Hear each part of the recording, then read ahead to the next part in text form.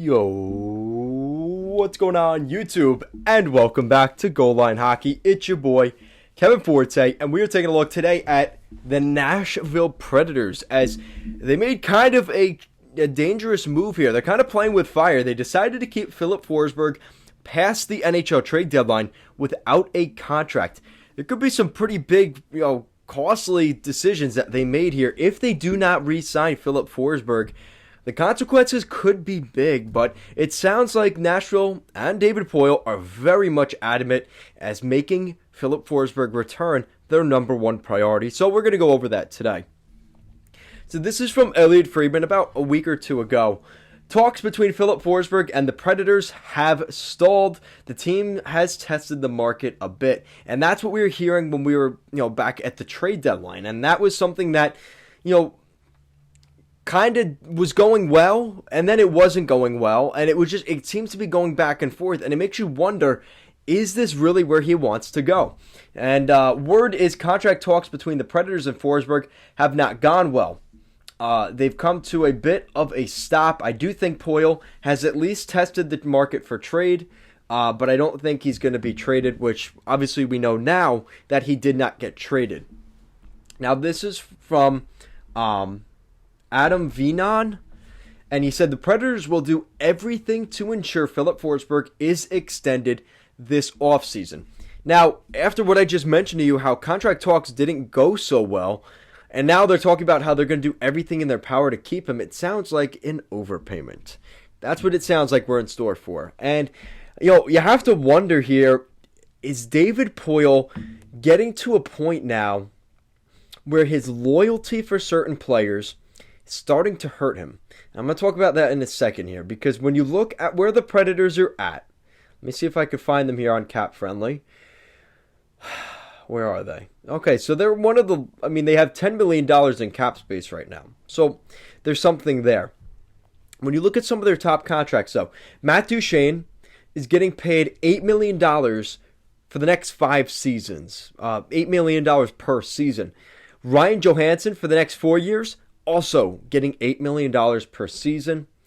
And then Filip Forsberg is the third big ticket on forwards. He is making $6 million, which is going to be higher than that this offseason. Now you look at defense. This is where things get interesting too. Their top 2 defensemen, you have Roman Josi, who fairly is the highest paid player on the team, $9 million for the next 7 years, a no movement clause as well attached to that, unlike Duchene and Johansson, who have no trade flexibility. It's all whatever David Poile wants. And then Matthias Ekholm, who just got that extension of $3.75. Remember how he's on the final year of that contract still. Going into the fall, he will start making $6.25 million per season. So you're looking at a spot where you're probably looking at somewhere between $8.5 to $9.5 million for Forsberg. Now here's the other thing. How much allegiance does Forsberg have to the Predators? Because what you're looking at right here is probably a situation where if Filip Forsberg truly wants to be the highest paid player on the Nashville Predators, making more than $9 million of Roman Josi, which he is currently making. Now, mind you, that is also the captain of this team, making $9 million. Where does Forsberg fit? Because if Forsberg's asking for $9 million, the Predators could still make that work. And Roman Josi, who makes just a little more than that, he makes $59,000 over $9 million. So if they gave that $9 million to Forsberg, they would still get the $9 million for Forsberg, and they would also be getting Josi, their captain. He's still the highest paid player on the team. I think there is a little bit of wiggle room there. But the fact that the conversations are not going so well makes you wonder, is Nashville willing to go that far? Are they willing to go to $9 million for a guy like Forsberg? And you look at the open market, I do think teams would give him $9.5. With that said, what is the quality of those teams? I'm sure Jersey would give him $9.5. I'm sure Arizona. Okay, let's not kid ourselves. Arizona's not giving him $9.5. let's just say one of those teams, right? Maybe not Nashville, who has been good. Maybe he doesn't want to go that route. Or is this more of Forsberg saying, well, I see a team that had their window in the mid 2010s. They had their their Stanley Cup final run against Pittsburgh in 16 or 17.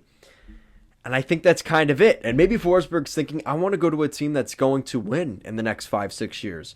Forsberg's not getting any younger. He, right now, is 27 years old. He's in the prime of his career. So it makes you wonder, if he signs that big ticket right now, an 8-year deal, he's going to be 35 when it's all said and done.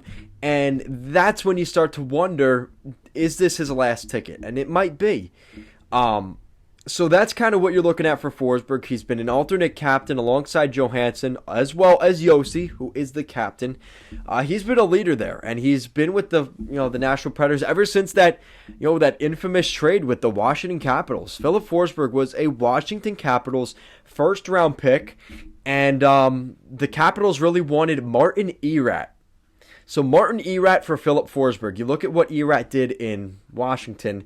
Clearly, by any stretch of the imagination, the Nashville Predators clearly won that trade pretty much a decade later. So that just shows you what that kind of played out, which is very interesting. One of the biggest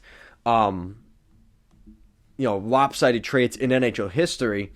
But Filip Forsberg, man, I think it's kind of in his control right now. And what happens when you do that, if you're Nashville, I'll tell you here first, as a New York Islanders fan, that is very frustrating, because if he hasn't signed a contract by the trade deadline, why would he at least not test the free agency market to see what's out there? He's waited this long. If he hasn't signed a contract yet, what makes you think he's going to sign a contract at the end of the season in April or March? We're already past that. April into May. Why isn't he going to wait till June to see what's out there? And I think the second you do that, and the Islanders fans here can attest to that, you run the risk of him leaving the team in free agency. And I think that is something that if David Poile loses Forsberg, the Nashville Predators are going to be really hurting if they lose a guy like Forsberg. And I think most of you Predators fans out there know that as well. I get the sentiment. Listen, he's worth it. If we lose him in free agency, it's worth keeping him for the rest of this season. But I wouldn't say Nashville, who is a smaller market team, I don't think they can afford to lose Forsberg for nothing. And I think that's something that could be a real concern here as we get closer to the offseason, as his name is still on the board as an unrestricted free agent come July this year. So let me know what you guys think. Predators fans, non-Predators fans, let me know what you guys think. Will Filip Forsberg re-sign with the Predators? Or do you think his days in Nashville are officially numbered? Guys, thank you so much for watching, and I will see you again next time.